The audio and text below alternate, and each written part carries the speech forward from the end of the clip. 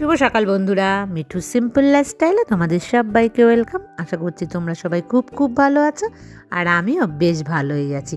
আরও একটা নতুন ভিডিও একেবারে তোমাদেরকে সাথে নিয়ে শুরু করছি। তো বন্ধুরা, সারাদিন কী করছি সবটাই তোমাদের সাথে শেয়ার করব।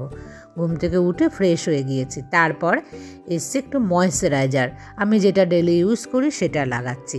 আর তার 10 মিনিট পরে দেখো এই সানস্ক্রিন লোশনটা আমি নিয়েছি। তো এটাকে কিন্তু আমি তারপরেই লাগাচ্ছি, মানে পরপর কিন্তু লাগিয়ে নিচ্ছি না, আমি তোমাদেরকে ভিডিওতে দেখাচ্ছি যে তারপরেই, কিন্তু মাঝখানে আমি প্রায় 10 মিনিট মতন গ্যাপ দিয়েছি। আর যখনই আমরা সানস্ক্রিন লাগাই তার আগে কিন্তু কোনো রকম মানে যে যেটা ব্যবহার করে সে সেরকম ময়েশ্চারাইজার কিন্তু অবশ্যই লাগিয়ে নিতে হয়। তার আগে আরও অনেক রকম প্রসেস আছে, টোনার হ্যাড্ডা ব্যাড্ডা নানা রকম, কিন্তু সেই সমস্ত আমি কিছুই করি না বন্ধুরা। অনন্যার কথা আজকে কিন্তু আমি একদম মনে করে সকালবেলায় ময়েশ্চারাইজার ক্রিম, তারপরে কিন্তু আমি সানস্ক্রিন লাগিয়ে নিয়েছি। একদম খেয়াল থাকে না বন্ধুরা এটা আমার করতে। যাই হোক, আজকে মনে ছিল, ভেবেছিলাম করব। ও ঠিকই বলেছে যে রান্নার সময় যে একটা হিট লাগে না, মুখটা কিন্তু কালো হয়ে যায়। তবে তেমনভাবে ভাবি না বলে আছে কিনে রাখা, কখনো সখনো ইউজ করি, আর গরমকাল পড়লে বেশি ইউজ করার আমি চেষ্টা করি। যাই হোক, আজকে আমি ফ্রেশ হয়ে গেছি। আর তোমরা কেমন আছো? সকাল সকাল ঘুম থেকে তোমরা সবাই উঠে পড়েছো কিনা? আমি কিন্তু উঠে পড়েছি। বাইরে কুয়াশা আজকেও আছে, তবে আমার জানলার মধ্যে কুয়াশা বেশি আটকে আছে।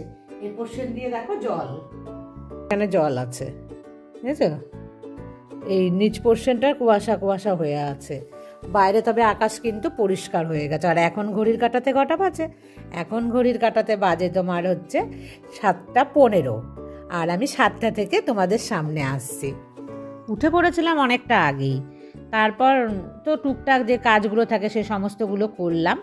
আর জল না খাওয়া হয়নি। মাঝে মাঝে জানো তো, তোমাদের সঙ্গে যখন মানে সামনে আসি আমি, তার আগেই কিন্তু আমি জল খেয়ে নিই।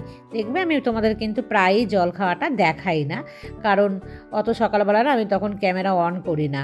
আর আমি কিন্তু মানে বাসি পেটেই বেশিরভাগ দিনই জল খাই। তবে বাসি জল খেলে কতটা উপকার হয় তা কিন্তু আমি বুঝতে পারি না, তবে খালি পেটে জল খাওয়াটা কিন্তু ভীষণ উপকার, সেটা কিন্তু বুঝতে পারি। সকালবেলা না এই জানলাটা দিয়ে মানে এই পাশটা দিয়ে ভীষণ সুন্দর রোদ আসে, যেহেতু আমার পাশের জায়গাটা খালি আছে মানে ফাঁকা, সেখানে বাড়ি ঘর নেই, রোদটা কিন্তু বেশ সুন্দর আসে। তবে ঘর বাড়ি হয়ে গেলে কিন্তু রোদ আর আসবে না। আর সকালবেলা না রোদের মধ্যে বেশিক্ষণ দাঁড়াতে পারলাম না, কাজ আছে, তো 5 মিনিট মতন দাঁড়িয়েছিলাম। তারপরে দেখো ফ্রিজ থেকে আমি না মাছ বার করে রাখলাম। সকালবেলার কিন্তু এটা একটা বড় ডিউটি, মনে না থাকলেই দেখবে সেই মাছ থেকে বড় পার কিছুতেই ছাড়তে চায় না।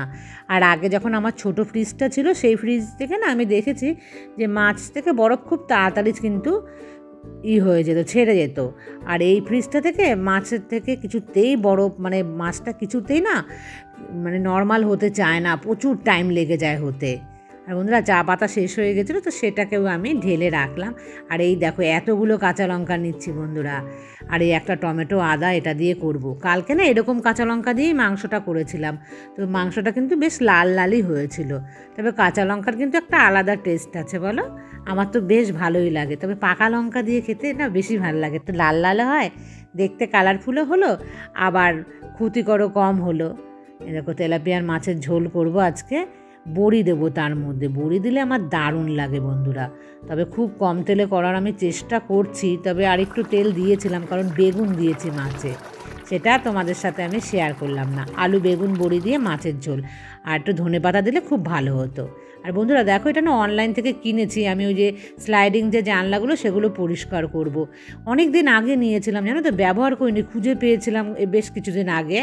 তো যাই হোক, আজকে দেখি এটাকে কীভাবে ব্যবহার করা যায়।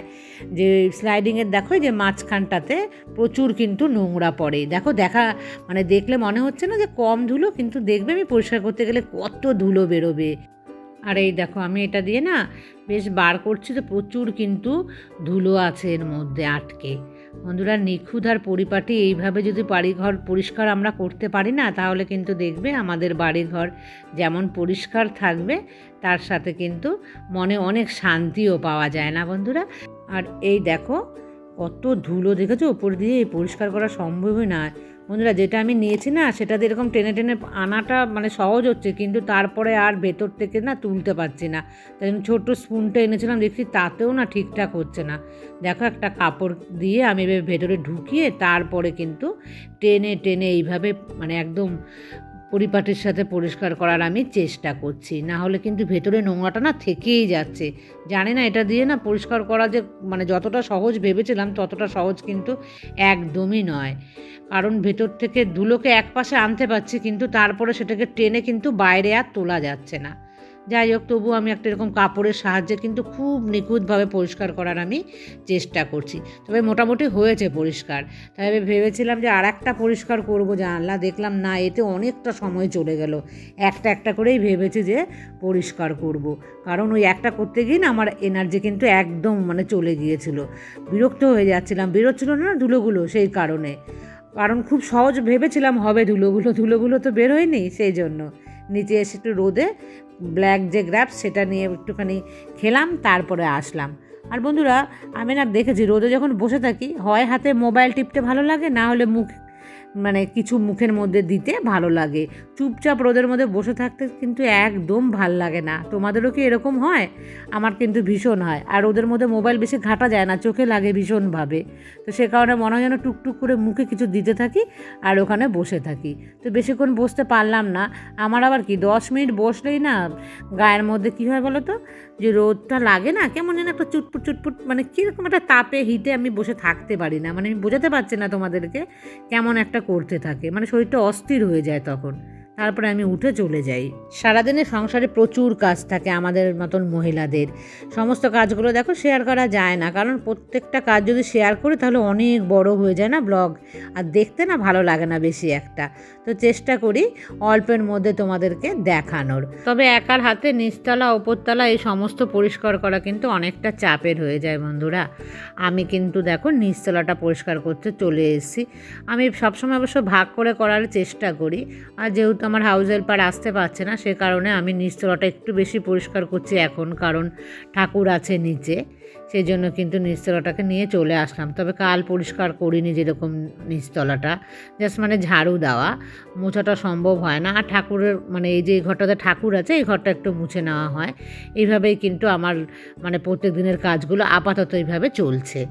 যাই হোক বন্ধুরা, আমি তার মধ্যে আসলে ম্যানেজ করার আমি চেষ্টা করছি, কারণ এখন তো শীতকাল আর সময়টা একটু কম পাই, মানে লেট করে ঘুম থেকে যেহেতু উঠি, আর উঠলেও দেখবে ঠিকভাবে তো মানে এনার্জি নিয়ে কাজটা শুরু করতে করতে মানে দেরি হয়ে যায়। আর যেহেতু আমি ব্লগ করি আমার কিন্তু অনেকটাই দেরি হয়ে যায়। নর্মাল কাজ 5 মিনিটে হলে আর আমার কিন্তু সেখানে 15 মিনিট লেগে যায় সেই কাজটা করতে। আর বন্ধুরা দেখো সমস্ত মানে নিচতলার ঘরগুলোকে মুছে নিয়ে, আর এই দৌড়ের এখানটাতে না আমি আর মুছি না, ওখানে একটু জল ঢেলে দিই। তো বন্ধুরা দেখো এই মপটা কাছে পরিষ্কার করব, কতদিন পরিষ্কার করি না, কেমন নোংরা দেখতে পাচ্ছ, ভীষণ নোংরা। আর আমার না এত নোংরা দেখতে ইচ্ছে করে না, রোজই ভাবছি পরিষ্কার করব, ঠান্ডার জন্য না আর একদমই পাচ্ছি না এটাকে পরিষ্কার করতে। দেখতে পাচ্ছ ভেতরে কীরকম নোংরা, যাচ্ছেই না, বেশ অনেকটা কিন্তু ডিপ হয়ে বসে গেছে। তবে আমি এর হাল ছাড়বো না, একে কিন্তু আমি একদম মানে এর পেছনে পড়ে আছি, কিভাবে এটাকে ঘষে মেজে একদম চকচকে করব। যতক্ষণ না মানে এটার থেকে নোংরা উঠবে না আমি কিন্তু এর পেছনে লেগেই থাকবো বন্ধুরা। তারপরে তোমাদেরকে দেখাচ্ছি পরিষ্কার করার পর জিনিসটা দেখতে দেখো কত সুন্দর, মানে আমি আবার সেই নতুনের মতন চকচকে করে দিলাম এই জিনিসটাকে। দেখো কাছ থেকে দেখলে বুঝবে, দেখেছো ভেতরে কত নোংরা ছিল, সেই সমস্তগুলোকে মোটামুটি কিন্তু আমি পেরেছি পরিষ্কার করে দিতে। আর দেখো দেখে মনে হচ্ছে না, মনে হচ্ছে কিনে এনেছি কালকেই, জানি না সেটা মনে হচ্ছে কিনা, কিন্তু বেশ পরিষ্কার হয়েছে তো ভালো লাগছে বলো। হোক না এই মপ, তাতে কি হয়েছে, তাতেও যদি পরিষ্কার করে রাখি না তাহলে জিনিসটা দেখতেও ভালো লাগে, আর জিনিসটা কিন্তু অনেক দিন যায়ও, তাই না? আর সবচেয়ে বেশি পরিষ্কার পরিচ্ছন্নতা না বেশি ভালো লাগে। এই দেখো এই স্টিকটাকেও আমি এইভাবে পরিষ্কার করি, যখন আর কি মপ পরিষ্কার করি তখনই, সেটার কোনো ঠিক নেই, দিন 15 পরেও করতে পারি আবার 1 মাসেও করতে পারি, মানে আমার যখন মন চায় আমি তখনই করি। মানে যখন আর দেখি যে একদম চোখ দিয়ে তাকালে বিচ্ছিরি ঘেন্না লাগছে তখনই কিন্তু আমি পরিষ্কার করতে আসি। তবে এইভাবে তোমরা কেউ পরিষ্কার করো কিনা আমি জানি না, তবে এইভাবে পরিষ্কার করো, দেখবে জিনিসগুলো খুব ভালো থাকবে। আর আমার এক বান্ধবী ছিল, আমার যখন প্রথম মপটা ছিল ওর পরে পরে আমি কিনেছিলাম, মানে আমার ওই বান্ধবী কিনেছিল, তার 1 মাস পরে হয়তো আমি কিনেছিলাম, জানো তো। তার 6 থেকে 7 মাসের মাথায় ভেঙে গিয়েছিল, আর আমি সেই জিনিসটা প্রায় 5 বছর চালিয়েছিলাম। তাহলে বুঝেছো যত্নের উপরে জিনিস কি হয়, যত্নের উপরে জিনিস কিন্তু ভালো থাকে। তা তোমরা না এইভাবে পরিষ্কার করো, কেউ কিন্তু হেসো না যে এই জিনিসটাকে এইভাবে পরিষ্কার করছে। অনেকেই হাসে যে বাবা ঘর মোছার জিনিস, তারও আবার কি যত্ন। হ্যাঁ বন্ধুরা, যত্ন করলে জিনিসগুলো দেখে তো চকচক হয়ে গেল, আর কতটা ভালো লাগলো। আর এই যে দেখছো রুমালটা, এটা যে জানলা পরিষ্কার করেছিলাম, বিশাল নোংরা কিন্তু এর মধ্যে পড়েছিল, তো এটাকেও একটুখানি ব্রাশ দিয়ে সার্ফ দিয়ে মেজে দিলাম।